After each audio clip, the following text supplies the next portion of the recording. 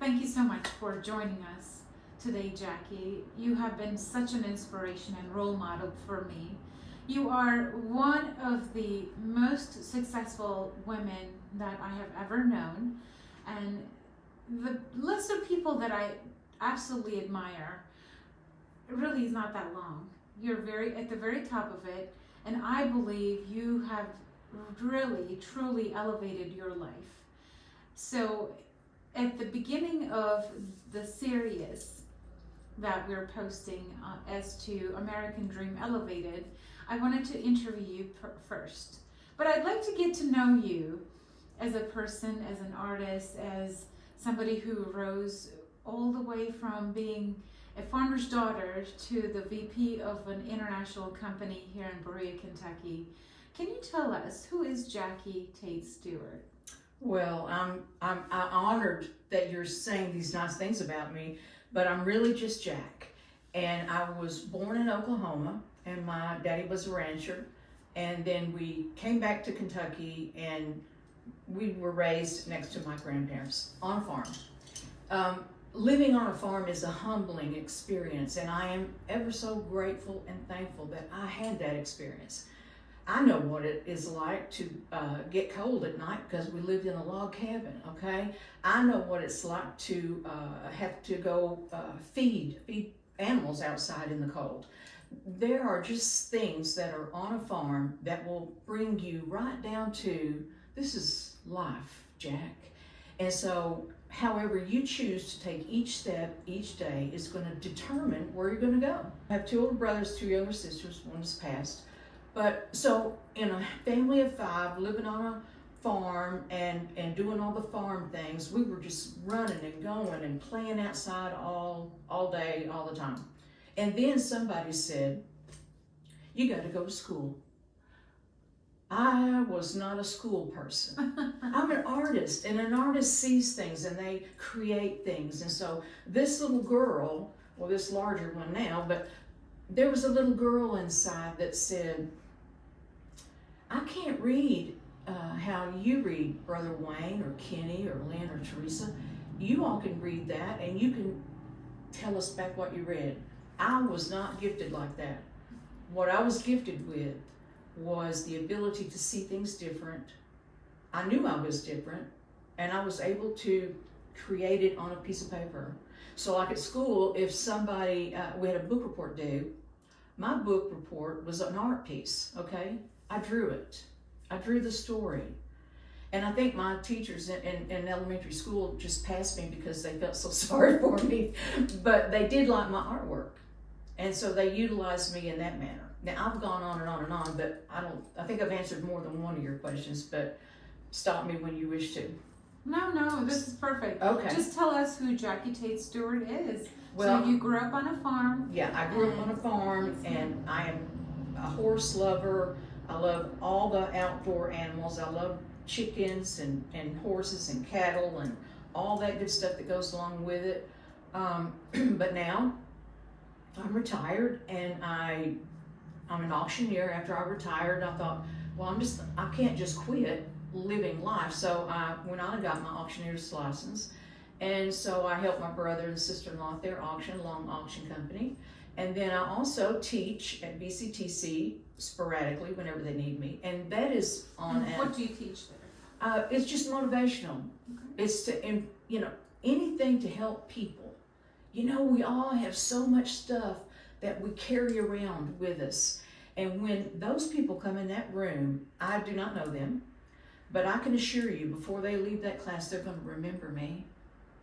Because the point that I want to get across to them is, you can do it. Whatever it is you're wanting to do, you can do it. No one else is going to do anything for you. Believe me, they don't. They may say they will, but you're the only one that can bring your dreams to a fruition. And so, if anything within me, I have always wanted to help the little guy. See, I know what being the little guy is. I know what being the little guy is. I know what not having perfect teeth is. When I was raised on the farm, I remember they took me to the dentist one time, but I was so frightened And in the old dentist office, they had the little spit tune thing next to you, and then the seat. Well, I was going to get out of that chair. I was like 4 years old, and I got myself stuck between the spittoon and the chair. So I didn't go to the dentist for many, many years. So when you have bad teeth and you don't have any money to get them fixed, and so you're ashamed and you feel bad, and all these many things, I know what it feels like. And making people feel that there's a way out, there's hope. I can help you. Because I too have experienced that. I know somebody that can help you. I really do. And so, and used to when I was working at KIUSA, I would see people with bad teeth. And don't think I don't remember the pain that I encountered. And embarrassment. I don't know how many people I helped. And I'm not bragging on that. I did it because I could and because I wanted them to feel better about themselves. They need to go up. We each need to take our steps further in our life. Right? And elevate. Yes, because he did not put us here just to sit here and to look pretty. Now, I like to dress, okay? But our purpose is what is within you that you need to bring out. Because whatever that is probably going to help other people to become who they are.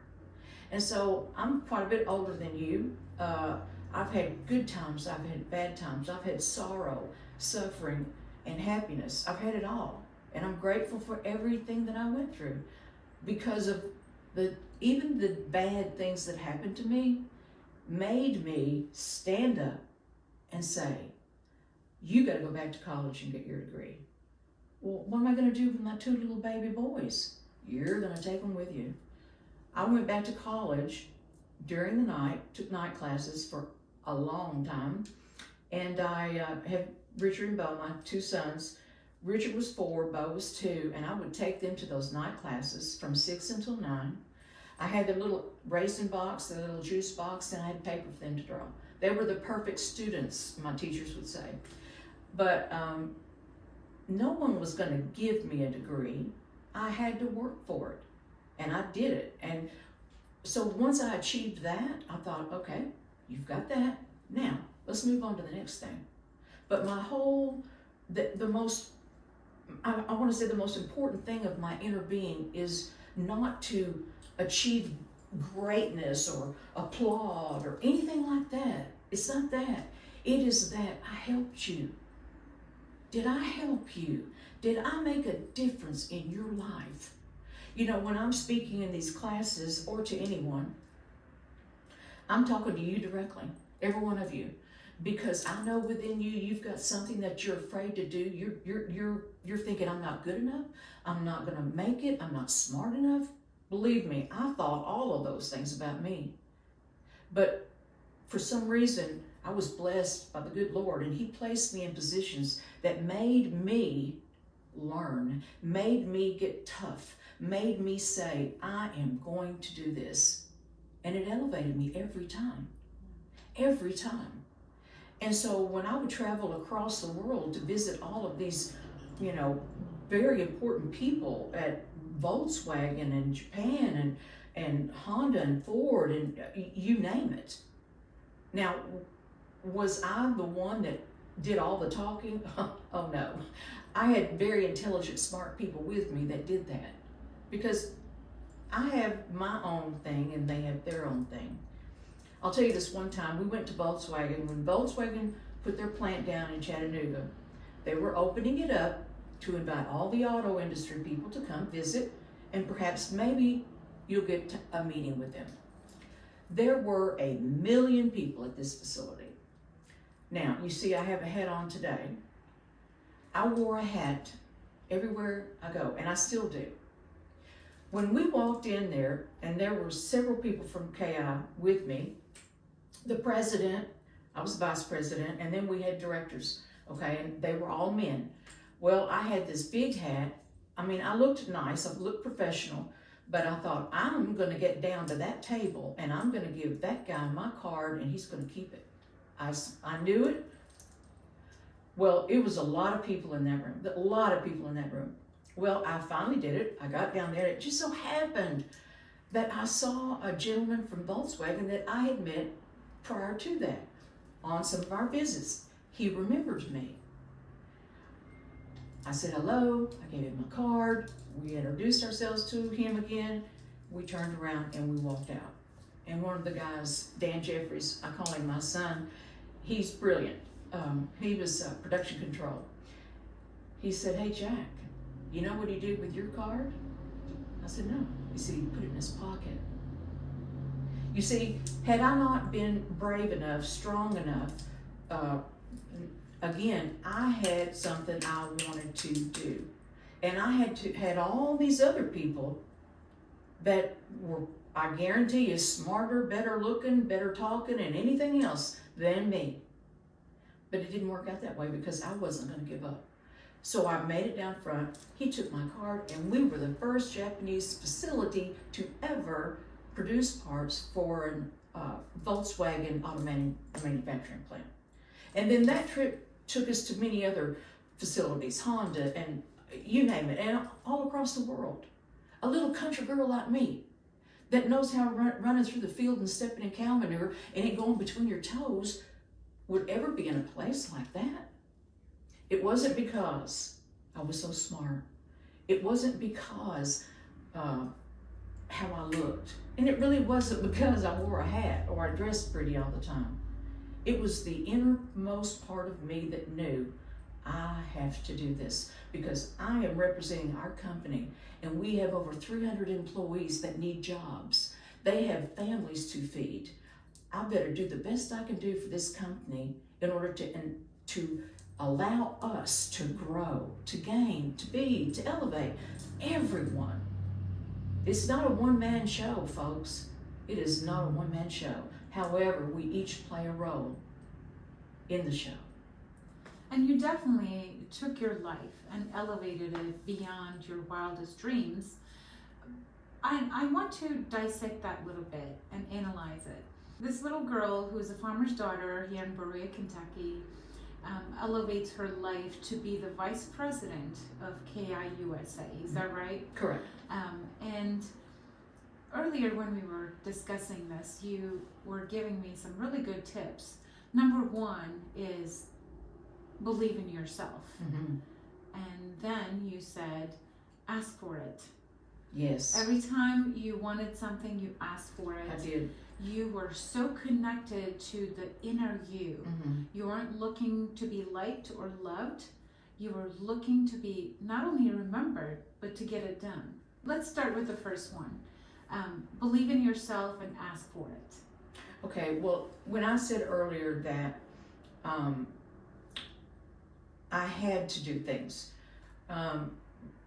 when my first husband and I divorced, I was put in a position that I had nothing. I had nothing in my name. I had no credit. I didn't have anything. But I had to make the decision that I have to buy a home. I have to raise my children. And so when you're put in a position like that, you do things that you normally wouldn't even think about doing, because if you're a passive individual, you're just going to wait and let everybody bring it to you. I'm not passive. I'm not passive anymore. Perhaps prior to I was. I had a job to do. I had two sons to raise, well, help raise. My ex-husband helped raise them too. We love all each other very much. So I'm not talking ill towards him. I love him. He's a fantastic father. But I was put into a position that I had to elevate myself. So pain is on the elevator too. Oh, yes it is. It'll push you right up there. However, when I was offered a position, I said, that's not enough money. And I didn't even hesitate. Now, me being the giving person that I am, I will give you anything, as you know. But at that point in my life, I had to survive. And when you've got to survive, you got to step up. And you got to bow your neck, and you got to go for it. And so when the offer came to me, I said, no, not good enough. Not good enough. That's good enough. I'll take it. Every time. Every time. Because, ladies and gentlemen, people will do to you what you allow them to do to you. Doesn't matter. I don't care who you are. If you allow them to do it, you let them do it. So don't do that. Go for it. Know what you want. Know where you're going. You kind of have to have a plan. you know. And that doesn't mean the road is always going to be straight. It isn't. Believe you me. I've been riding a roller coaster for 68 years. I don't know, I really know the next turn I'm going to take, but I can assure you, I'm going to take it, and I'm going to be ready for it, because I want to keep on growing and being and doing and helping and teaching. And when you see all these other people, these younger people that they don't know, they think somebody's going to take care of them. They really do, especially this young group. They think everybody's going to take care of them. That's not true. You have to take care of you. No one is coming to save you, and anyone who pretends to rescue you has expectations that you don't want to fulfill. Right. Right. The other part of the conversation is, you mentioned before our recording, is that even to be able to know your gifts, there's a connection that you have, in your case, with God. And you mentioned the importance of faith. Regardless of what we can do, what we want to do, that we have limitations. We cannot control things around us, and that's where faith comes in. Would you elaborate? Absolutely. If there is anything that is good that comes from me, it is from God. God has guided me and directed me when I was listening to Him. He has placed me in positions that other people would look like, what? She is a what? Well, it's not because I'm so smart, but God knows my heart, and He knows how I operate with people, and He knows my intentions with people are to help them. I want to help you. I want to help the company that I work for. So if I'm working for this company, I'm going to put my best foot forward when I go there. I'm going to take the people that need to speak to the people with me, and I simply am me. I am a real person. You're a real person. I don't put on airs. I don't try to be what I'm not. I am me. The most important thing for me was to simply be me. And I made friends all over the world, and all of these big, companies, Volkswagen and Honda and Toyota, all over the world. And the reason why they remembered me was because I connected with them. You got a family? You have children? You got a dog? Because see, all this big stuff that we got going on out here, making the money, selling cars, doing this, doing that, it looks exciting, and it looks like, oh wow, I want to be the big guy. That's not what life's about, folks. It is what you're doing in here, and it's what you're doing to give out. Give it to others. But when you make a connection with somebody and you're real, and they know you're real, they're going to trust you, you see, and they're going to want to do business with you because you have already told them who you are. There are a lot of people that can speak big words, just stupendous words, and can impress people to the end. Me, I could probably say big words, but my intentions are not to impress you in that manner. My intentions are to convey to you that I am trustworthy, and I'm going to do what I tell you I'm going to do my best. And our company is going to provide you with a quality part. And so that was my whole being the whole time. I knew that I wasn't an engineer. I wasn't the guy that worked in maintenance. I don't know electrical engineering or anything like that, but the people that I surrounded myself with did. They did it. So I think God has placed me where He's wanted me to be because He knows my heart, and He knew what I was able to do by doing that. And again, if any good comes from me, it's not from me, it's Him. I give Him all the praise and glory. Always, always. I have been blessed beyond measure. I have been so blessed because so many of my schoolmates from high school, they'll go, you were what? A vice president? How? The good Lord. the good Lord. I just followed his directions. I'd ask him. I always asked him. And when I was a little girl, I'm going to go back on this, I was always afraid. I was so afraid of my shadow. I was scared to talk to people. I was just so afraid. I slept with a blanket over my head until I got married, okay? I was so afraid of people and things.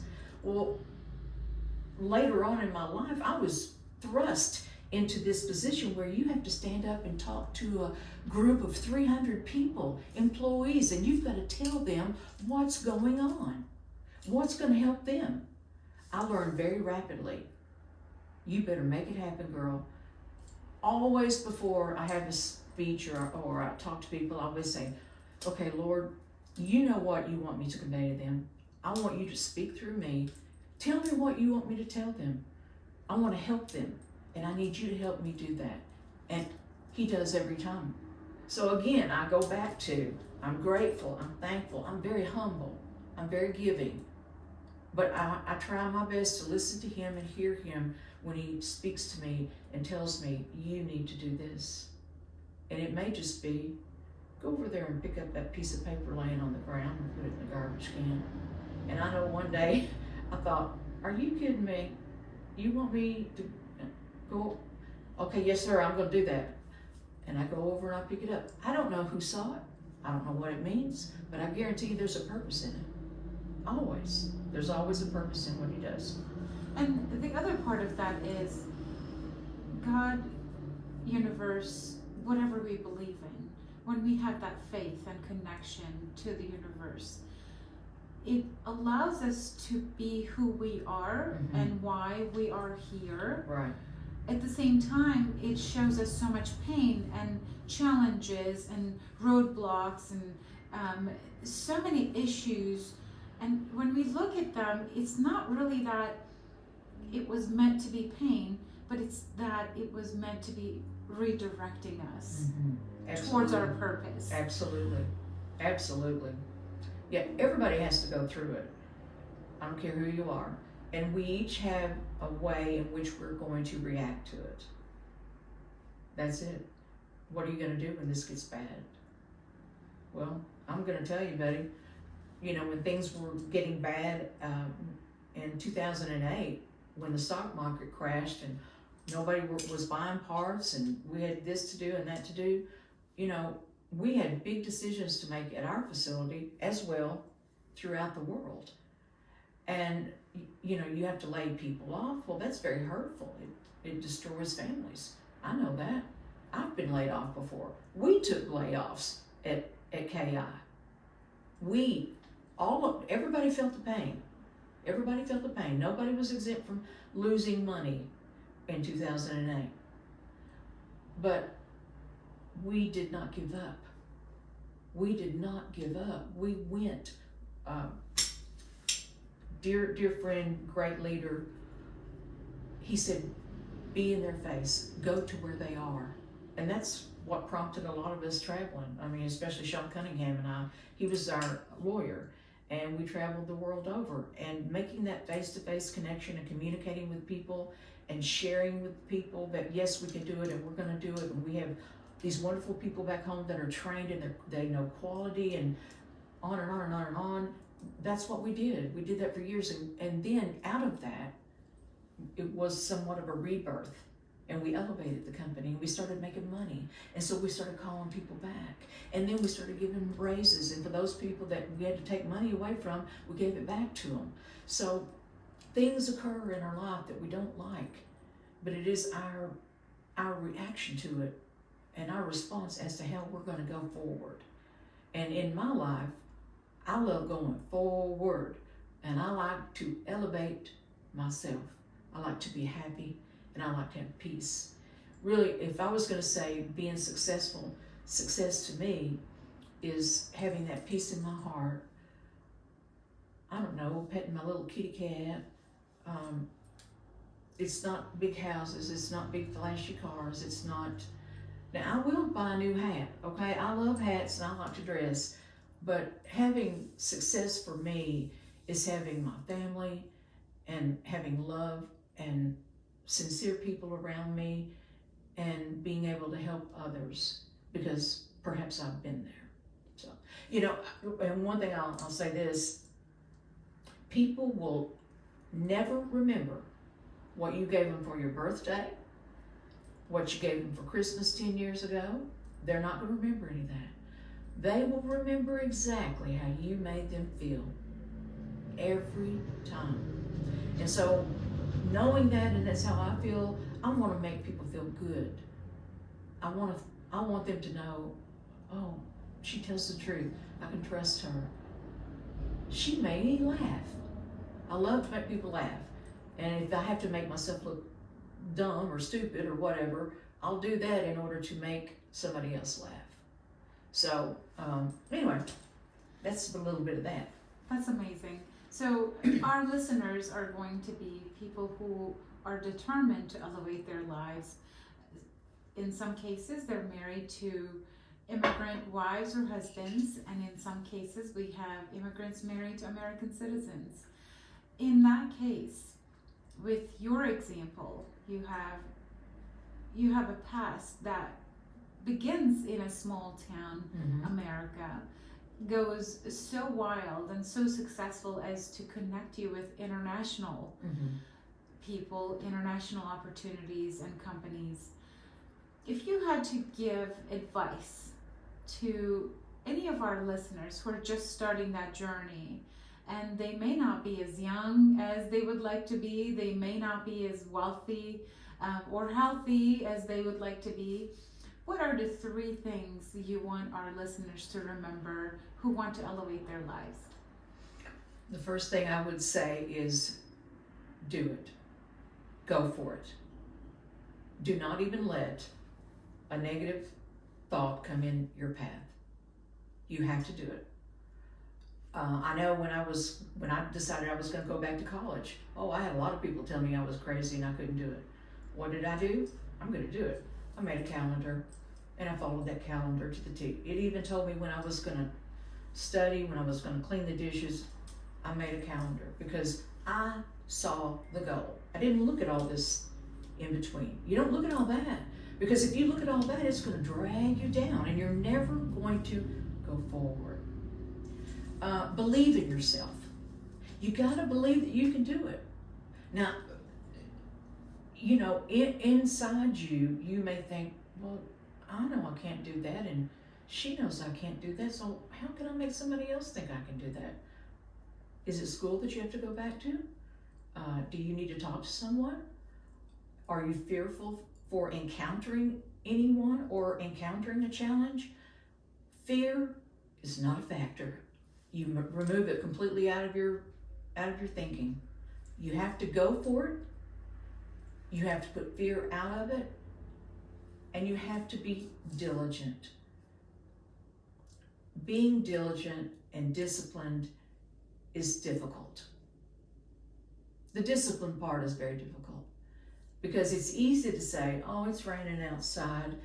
I don't think I want to go pick up sticks and burn them today, or it's just too cold. I don't want to get out. No. Wait a minute. What are we looking at? My goal. My goal is right here. Go for it. Be fearless. Be disciplined. And never give up. Because there is no one out there, no one that's going to grab your hand and take you to your goal. The only person that's going to do that is you. You and you alone. So whatever strengths you need to pull from, whether it's education, whether it is connections, you know, we're all in this together, guys, and you have to have connections with people that, oh, if I do this, maybe this door will open, or this door will open. There will be a million doors to open, and there will be a million doors to close. But the most important thing is that you don't give up on any door, because you're still focused on your goal. Well, Jackie, thank you so much. I think following your advice, anybody can elevate their lives, and we look forward to our next interview with you. Thank you so much for your time. Thank you. It's been my pleasure.